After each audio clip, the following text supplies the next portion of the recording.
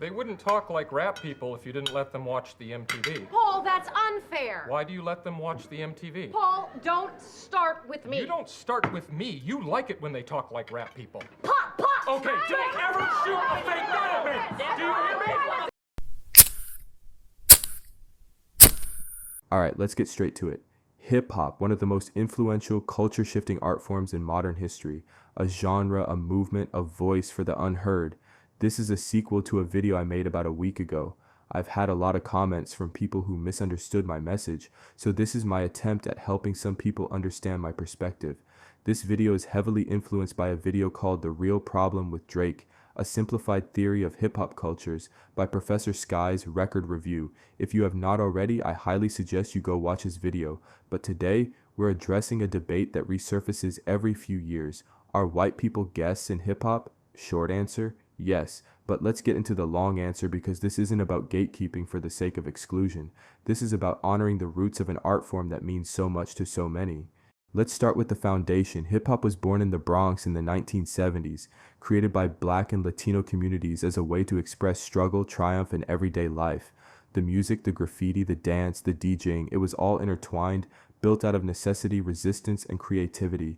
It was and still is a form of Black American cultural expression.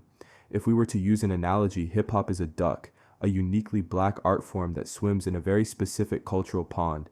Now enter white artists, some incredibly talented, some not so much, but regardless of skill level, they aren't ducks. They're geese, similar in some ways, but ultimately different creatures. Here's where it gets interesting. Unlike jazz, blues, and rock, genres that were effectively stolen from Black artists, hip-hop wasn't taken. It was gifted. In the early 80s, pioneers like Afrika Bambaataa actively spread hip-hop worldwide, and it became a tool for the voiceless everywhere, whether it was marginalized immigrants in France, disenfranchised youth in the UK, or indigenous rappers in Australia.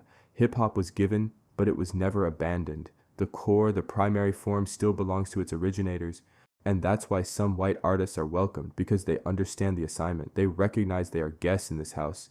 They show reverence, they contribute, but they never claim ownership. But here's the issue. Sometimes the guest forgets they're a guest. When the mainstream, mostly white audience starts treating a goose like it's the most successful duck of all time, we have a category problem. That's where the discomfort with artists like Drake comes in. Drake is a goose who swims so well among ducks that some people start to believe he is one. And when that happens, the industry, and by extension the public, begins to prioritize geese over ducks. And that's when we have a problem. And that's why Kendrick's Not Like Us hit so hard. Because no matter how good a goose is, no matter how much it contributes, it will never be a duck. Now let's be clear, being a guest isn't an insult, it's a responsibility. White rappers can and do make incredible music, but the moment they start acting like hip-hop is theirs to redefine, repackage, or sell back to its originators, that's when it becomes exploitation. Respectful guests, acknowledge the roots, pay homage, use their platform to uplift Black voices, and don't get defensive when called a guest. Culture vultures cherry-pick aesthetics while ignoring history, distance themselves from Black struggles but profit off Black culture, act like they invented something new, get defensive when reminded they're guests. At the end of the day, hip-hop is a house that Black America built. Others have been invited in, but the deed is not up for sale.